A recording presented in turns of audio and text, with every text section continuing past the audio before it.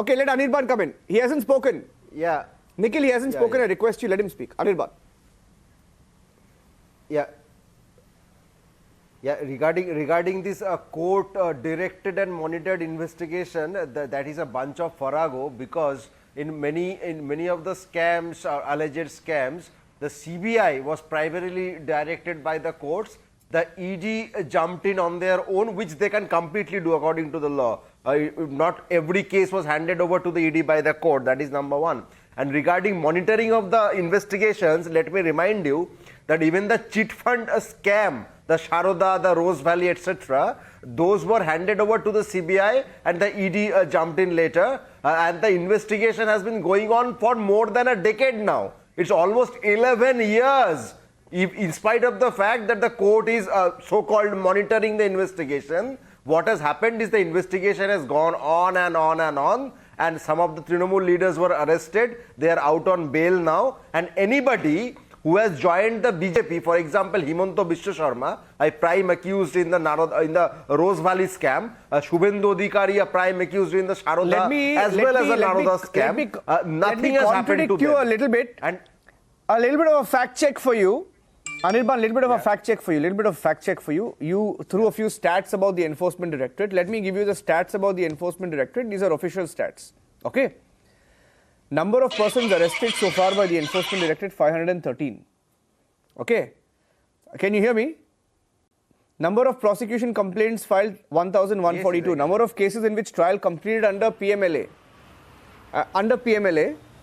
Is 25. Number of trial cases resulted in conviction against, under PMLA, 24. 24 out of 25 cases, trial and conviction has happened. 24 of 25, 25 cases trial, 24 cases conviction. This is a fact. Number of trial cases resulted in acquittal, 1. Okay, 1 minute. Percentage of conviction, therefore, sir, basic maths is 96%. Pullarao is coming in. No, Pullarao is coming in. Pullarao is coming in. Pullarao hasn't spoken. I want to go to Pullarao. The number of investigations, by the ED and the conviction, the percentage is less than 0.5%. Let him make his point, I'll come back to you. Let him make his point. I'll come back to you. Yeah, Pullarao. Yeah. The minute Nitish Kumar was made Chief Minister, the next day, all this activity started. There's more confidence. And the optics are very bad, as I said. Why only such chief ministers? Why hound them and then release selectively and then put them here? Why not the others? Where are they? Is this only 3 corrupt cases in the country? Corruption is now clear. There's definitely something which has to be seen. This is a very, very dangerous trend. Once they register a case, a common man, anybody can't fight them because they can get any kind of evidence and most people get caught. Why not the others? Where is all their money coming from? This is very bad for the country. I don't mind if you arrest any corrupt man. You must arrest corrupt people. They are corrupt. What about the others? These are the only 3 guys. This is not a right way of doing it. They went after him. They came to Delhi. They leaked he ran away. Where will he run away, Chief Minister? These are not things which really, in the long run, they will, whether you try, I try, the enforcement agencies will get a bad name. People are watching. There is a cause and effect. The minute Nitish Kumar became Chief Minister, there's greater confidence. Now, and after these guys, till then there was silence. So, this is not the right way to do these things.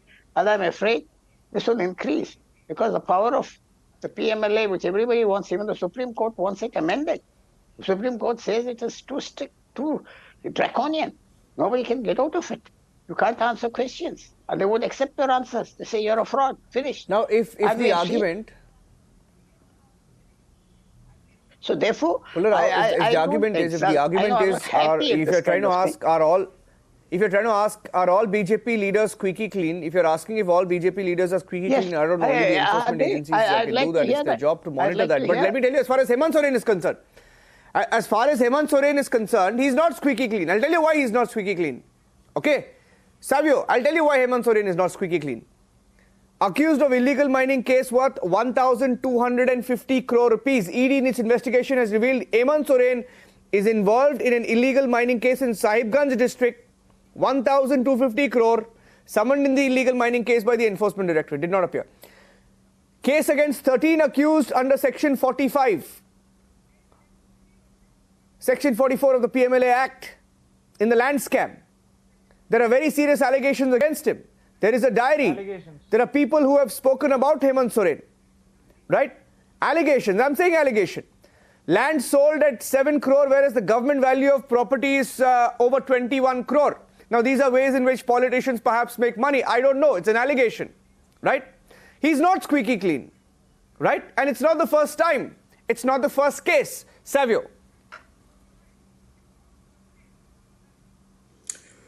Let me say something about corruption, and these people have been talking about it, our panelists. Now, corruption primarily is a cesspool. So if you are saying that there are BJP leaders who are corrupt, and being somebody who supports the BJP, I also will say that there are corrupt politicians. And what do you do with corrupt politicians? Is that you ensure that the law that is with you deals with corrupt politicians. And today, if we want to stop this cesspool of corruption, then we should, as citizens of this country, stand up against everything that is corrupt, whether it's political parties or politicians. But the starting point is always the investigations. See, this is what I don't agree with the opposition. You might point fingers at the BJP, and rightfully so. But what stops the opposition from setting an example? An investigation done by an investigation agency cannot be termed as politics. Why don't you lead the way and show that you are not corrupt and that you are not afraid of standing in front of an investigation authority and telling the truth? The mere fact that you hide from it and play politics is where the question arises. So instead of pointing out fingers at BJP, why don't you do something that's responsible and come out clean? But no, Hemant Soren and Arvind Kejriwal will not do that. They will play politics. They will not use the recourse of the law because they want to play politics. And that's the problem. Today in the country, whether it's the BJP, whether it's the Congress, whether it's any political party, if there is a corrupt individual, that corruption is a cancer in society and must be cut out. It's as simple as that. I have raised this with the BJP as well. So the point is, can we as a country deal with corruption on a war footing, because it's spreading the cancer all around? Okay, you look at all the cases against INDI Allinace and the specifics, right? Yeah, Arvind Kejriwal sent a summons for the 5th time today in relation to the Delhi liquor scam. Nikhil, I'll quickly put a question to Nikhil and maybe you can come in after that. Kejriwal sent a summons for the 5th time today in relation to the Delhi liquor scam. Lalu Prasad being questioned for his ongoing land for job scam. Trinamool Congress leader Shankar Adya arrested in the public distribution system scam in West Bengal.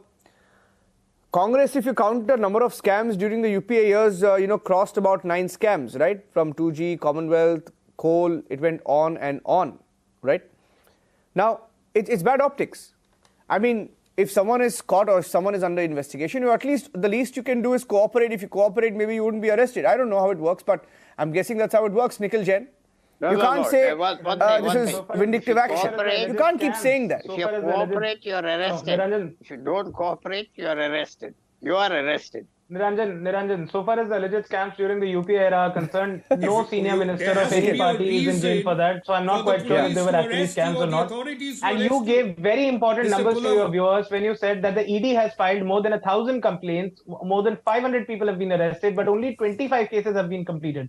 What does that mean? That only 2.5% cases that the ED files go to a fruition. This is that's exactly convenient the strategy maths. of the ED. That's convenient that maths. The process is the punishment. The government has amended the number PMLA, of cases in the which Prevention of trial Money completed Laundering under Act, 25. ED acts, to make it an act under which you are guilty until proven innocent, as Nigamji has already pointed out. The strictures for bail are very strict, which is why even the courts are hand-tried.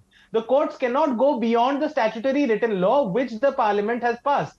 And the parliament has made a law such that until you prove yourself to be innocent, you can very well be kept in jail. And this is exactly what the ED is doing, that you file 1,000 cases, but you complete the trial in only 25 cases. You just keep on languishing people, political leaders, and anybody who's inconvenient to you under ED cases. Exactly. Why have we seen such a rise in ED cases against this present government? Because ED is the only agency and PMLA is the only act which can be misused like that. Why do we not hear of CBI raids anymore? Because ED is being misused in this manner.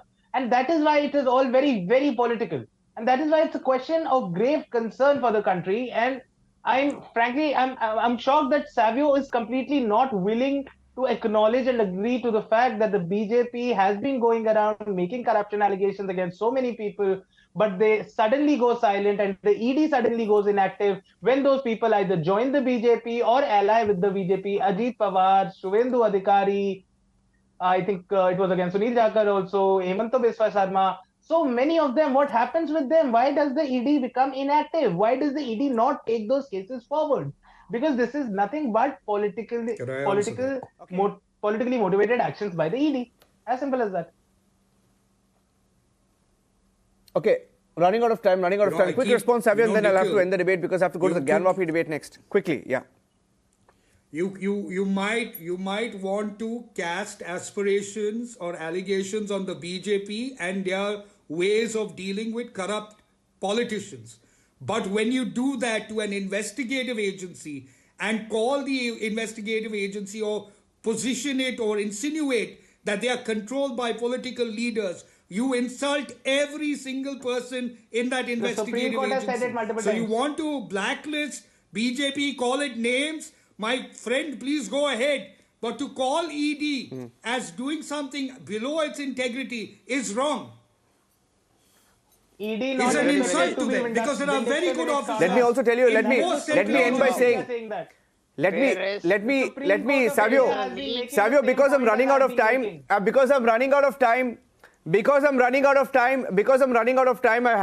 have to end it with one anecdote. Everyone's talking about how agencies are controlled, right? Let me remind you, Nikhil, Pullarao and Anirban, about how the Supreme Court, when our editor-in-chief Arnab Goswami was arrested and all the cases filed against the Republic Media Network and its young journalists, right? Hundreds and hundreds of cases across the country. You know what the Supreme Court said? And the government there, sir, back in the day was NCP plus Congress plus Shiv Sena Uddhav Thackeray faction. Justice Chandrachud, the Chief Justice of India, had said in the judgment, weaponization of the state machinery. What you saw in the Arnab Goswami case was weaponization of the state machinery. It was a government back then run by Congress, NCP, Uddhav Sena. So thank you very much. Before you lecture everyone else, please look within, all right? And we'll debate again. Thank you very much.